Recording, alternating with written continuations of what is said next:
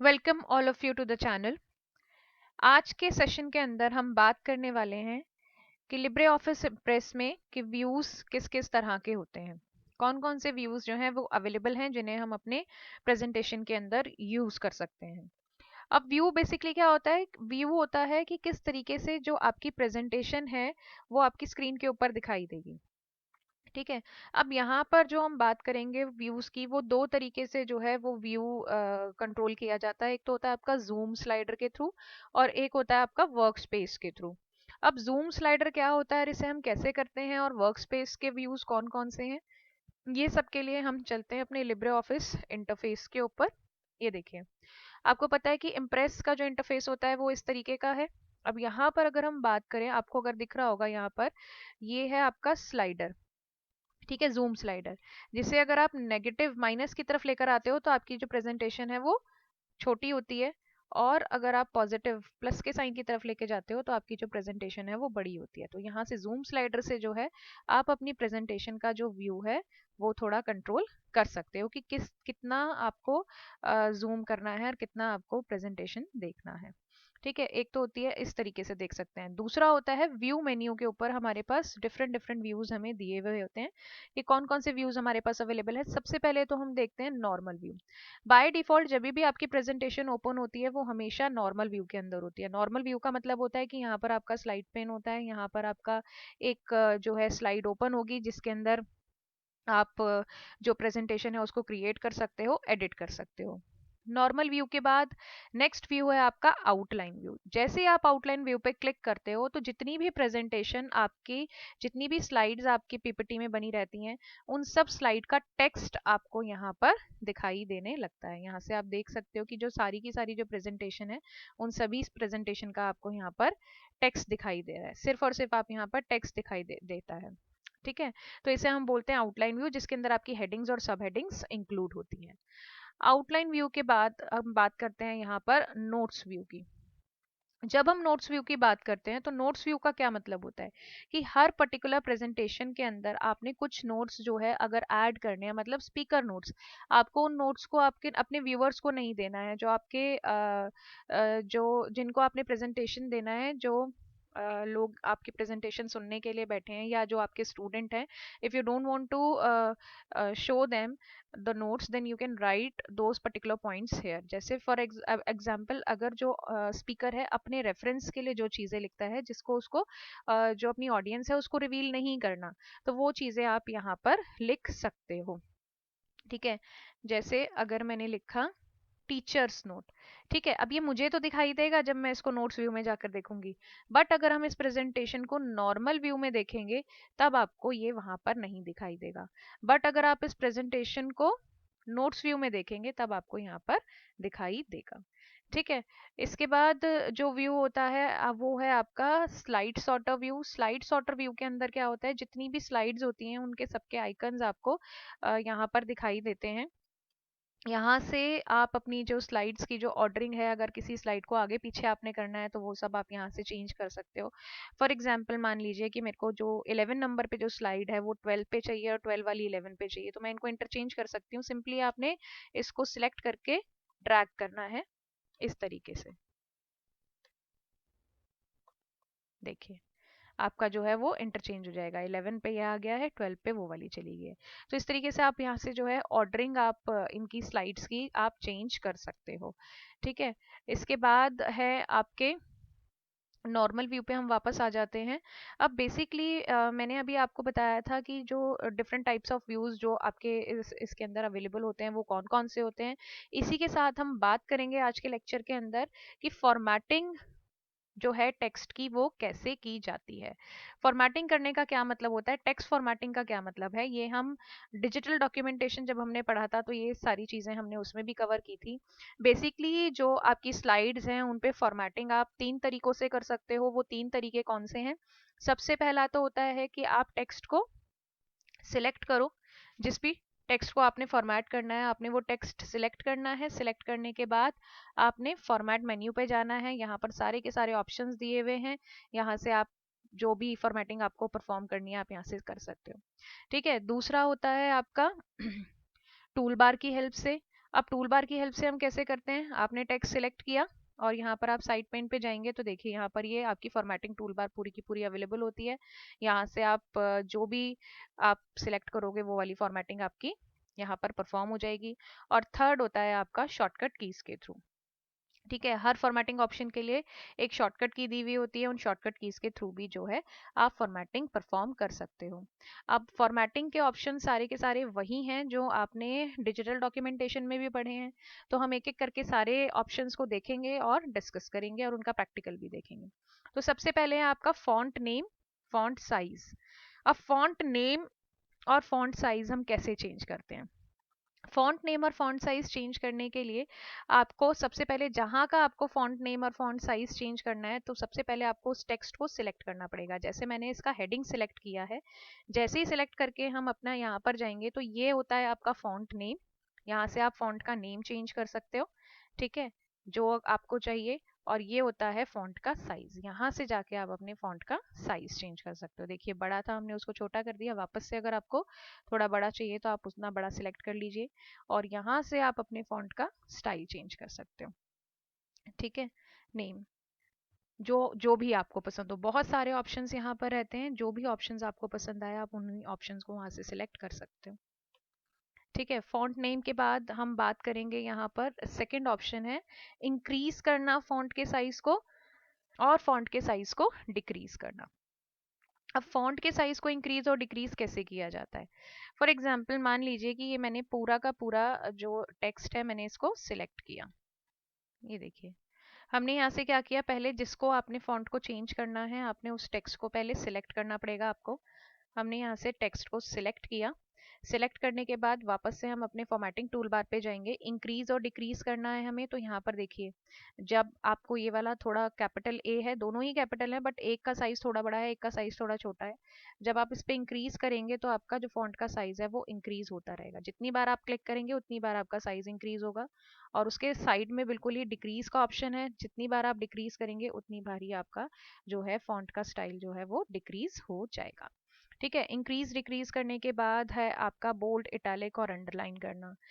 सबसे पहले हमें क्या करना है कि अगर मेरे को किसी हेडिंग को बोल्ड में करना है तो मैंने उसको क्या करना पड़ेगा, हमें उसको सिलेक्ट करना पड़ेगा और यहाँ से बोल्ड पे क्लिक करना पड़ेगा। ठीक है, ऐसे ही अगर आपको इसको इटैलिक में कन्वर्ट करना है तो आपको क्या करना पड़ेगा, आप इसको इसको सिलेक्ट करना पड़ेगा और आप जब आप इसको इटैलिक पे करेंगे तो वो यूजुअल से थोड़ा सा डिफरेंट आपको दिखाई देगा। ये देखिए ये स्ट्रेट फॉन्ट है, सीधे हैं, ये थोड़ा सा इटैलिक हो गया है, टेढ़ा हो गया है।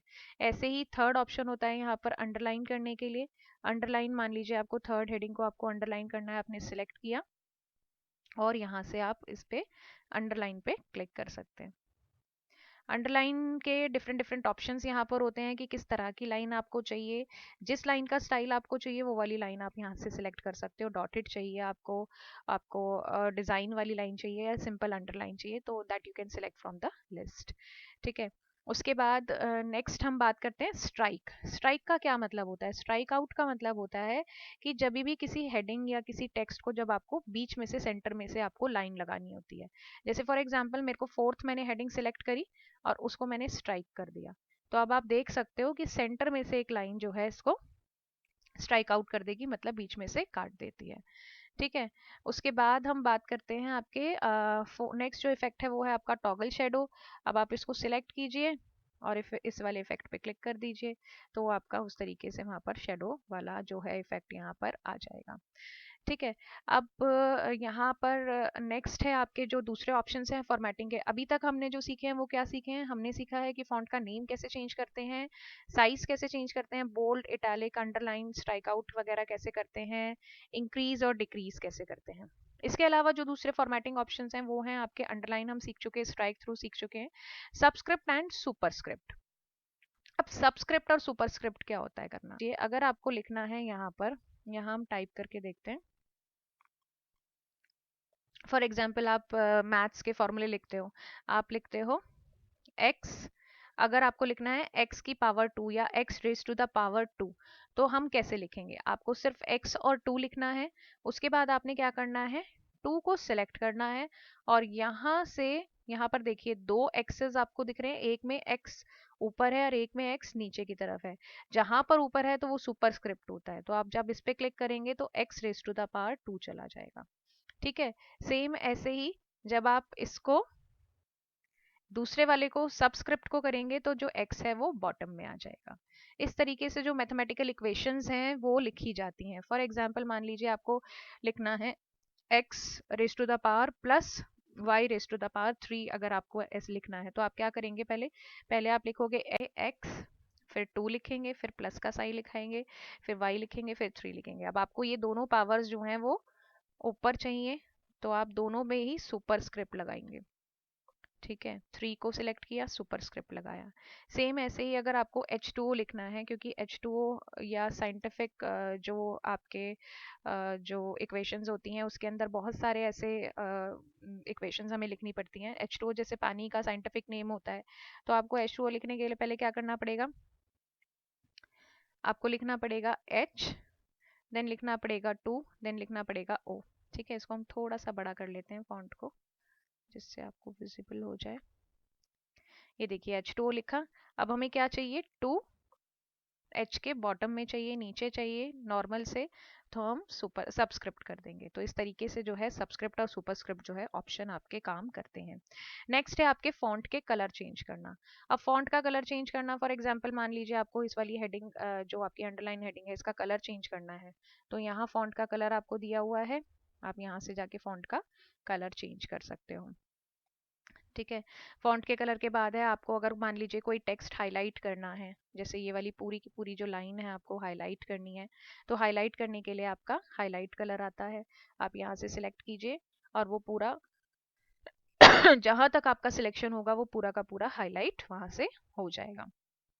ठीक है, फॉन्ट हाईलाइट के बाद नेक्स्ट आता है आपका डायरेक्ट फॉर्मेटिंग को क्लियर करने के लिए। अगर आपको कोई फॉर्मेटिंग क्लियर करनी है, फॉर एग्जांपल मान लीजिए आपने कुछ टेक्स्ट सिलेक्ट किया और अगर आप इस पर क्लिक करते हो तो जो भी आपकी फॉर्मेटिंग थी वो सारी की सारी क्लियर हो जाएगी, बट हमें ऐसा करना नहीं है, तो हम इसको कंट्रोल Z कर देंगे वापस से। इस तरीके से आप जो है फॉर्मेटिंग क्लियर भी कर सकते हो। ठीक है, क्लियर फॉर्मेटिंग के बाद हम बात करते हैं यहाँ पर पैराग्राफ की। अब पैराग्राफ में क्या होता है बेसिकली कि जो अलाइनमेंट है आपके टेक्स्ट का वो किस तरीके का होना चाहिए। अब फॉर एग्जांपल मान लीजिए ये मेरा स्लाइड है, ठीक है, यहाँ पर बाय डिफॉल्ट क्या है, लेफ्ट अलाइनमेंट है, बट हम उसको सेंटर भी कर सकते हैं, हम उसे लेफ्ट भी कर सकते हैं और जस्टिफाई भी कर सकते हैं। ठीक है, तो इट टोटली डिपेंड कि आपको किस तरीके का जो अलाइनमेंट है वो चाहिए। सेम ऐसे ही जब आप मोर ऑप्शन वाले बटन पे आप क्लिक करते हो तो यहाँ पर आप बहुत सारे और ऑप्शंस के ऊपर पहुंच जाते हो। ये अलाइनमेंट है आपका, ये टैब्स हैं कि टैब्स आपको कितने स्पेसेस पे आपको टैब का पोजीशन आपको क्या सेट करना है, और ये है आपके इंडेंटेशंस एंड स्पेसिंग कि आपका जो स्लाइड है उसके ऊपर टेक्स्ट के पहले कितना स्पेस रहना चाहिए। सेम उसी तरह के ऑप्शंस हैं जैसे आपने डिजिटल डॉक्यूमेंटेशन के अंदर हमने राइटर ऑफिस के अंदर पढ़े थे, राइटर जब हमने पढ़ा था उसी तरह के सारे ऑप्शंस हैं। सेम ऐसे ही यहाँ पर हम लिस्टिंग कर सकते हैं। लिस्ट मतलब जैसा कि अभी आप देख रहे हो कि जो स्लाइड अभी आपको दिखाई दे रही है इसके अंदर मैंने नंबर्स डाले हुए हैं 1 2 3 4 इस तरीके से। ठीक है, आप इन्हें मैन्युअली भी डाल सकते हो, बट अगर आप मैन्युअली नहीं डालना चाहते हो तो आप यहाँ पर लिस्ट ऑप्शन पे जा सकते हो। लिस्ट में आपको बुलेट्स आपको इस तरीके के दिखाई देंगे। ठीक है, यहाँ से आप सिलेक्ट कर सकते हो कि कौन से बुलेट्स आपको चाहिए, क्योंकि मैंने वहाँ पर मैन्युअली नंबर डाले हुए थे तो उसने उसको एज ए टेक्स्ट ही काउंट किया है, बट अगर आप नंबर नहीं डालते हो तो ये वहाँ पर आपको ठीक से दिखाई देगा। अब हम बात करेंगे यहाँ पर लिस्ट ऑप्शन की। लिस्ट ऑप्शन का क्या मतलब होता है, जैसे मान लीजिए कि आपको कुछ पॉइंट्स आपने लिखने हैं, तो वो पॉइंट्स आप कैसे लिखेंगे। जैसे ये आपका टेक्स्ट है जिसको आपको पॉइंट्स में कन्वर्ट करना है, तो आपने इसको सिलेक्ट किया, सिलेक्ट करने के बाद आप लिस्ट पे जाओगे। लिस्ट पे दो तरह के ऑप्शन होते हैं, यहाँ पर आपको बुलेट्स दिखाई दे रहे हैं और नंबर दिखाई दे रहे हैं। तो पहले हम नंबर वाला ऑप्शन देखते हैं। नंबर के अंदर भी देखिए आपको बहुत सारे फॉर्मेट है, 1 2 3 है आपका, ABCD है, कैपिटल में है, लोअर लोअर अल्फाबेट्स हैं आपके, स्मॉल अल्फाबेट्स में है, और रोमन काउंटिंग के अंदर है। तो जो भी फॉर्मेट आपको अच्छा लगे आप वो वाला फॉर्मेट वहां से सिलेक्ट कर सकते हैं। ठीक है, तो देखिए जैसे यहाँ पर हमने ये वाला फॉर्मेट लिया है, अगर आपको ये ठीक नहीं लगता है तो आप इसको वापस से सिलेक्ट कर सकते हो। और अगर आपको यहाँ से बुलेट्स एंड नंबरिंग मतलब बुलेट्स लेने हैं तो आप यहाँ से बुलेट्स, इसके ऊपर एरो पे जब आप क्लिक करोगे तो different types of bullets are there, you can select the bullets according to your convenience. ठीक है, तो इस तरीके से एक बार हम बुक में भी देख लेते हैं कि कौन कौन से पैराग्राफ के ऑप्शंस वहां पर दिए हुए थे और हमने अपने इस प्रैक्टिकल सेशन के अंदर क्या क्या कवर किया है। ठीक है, तो सबसे पहले तो ये सारे व्यूज दिए हुए हैं जो कि हमने डिस्कस किए हैं। अब हम बात करेंगे यहाँ पर फॉर्मेटिंग की। फॉर्मेटिंग टेक्स्ट कैसे किया जाता है ये मैंने अभी आपको बताया, फॉन्ट का नेम, साइज, सुपरस्क्रिप्ट वगैरह कैसे चेंज किया जाता है, हाईलाइट कैसे किया जाता है। उसके बाद यहाँ पर थे आपके बुलेट्स एंड नंबरिंग थे, कि कोई भी अगर आप लिस्ट बनाते हो तो उसके अंदर, लिस्ट के अंदर आप बुलेट्स नंबरिंग को कैसे यूज कर सकते हो, बुलेट्स को कैसे यूज कर सकते हो, नंबरिंग को आप कैसे यूज कर सकते हो। तो आज के सेशन के अंदर हम इतना ही कवर करेंगे। अगले सेशन के अंदर हम बात करेंगे टेबल्स के ऑप्शन के बारे में, कि टेबल्स कैसे इंसर्ट की जाती हैं और टेबल्स के ऊपर कैसे काम किया जाता है। तब तक आप इस सेशन को दोबारा से देखिए, बहुत आसान फॉर्मेटिंग के ऑप्शंस है, सारे के सारे ऑप्शंस वही हैं जो कि आपने पहले राइटर वाले सेशंस के अंदर भी आपने पढ़े थे। तो फिर भी अगर आपको कुछ समझ में नहीं आता है तो आप लोग मेरे से कमेंट सेक्शन में पूछ सकते हैं। और जो लोग मेरे चैनल पे नए हैं, मेरे चैनल को सब्सक्राइब कीजिए इसी तरह के नए वीडियोस के लिए। Thank you so much.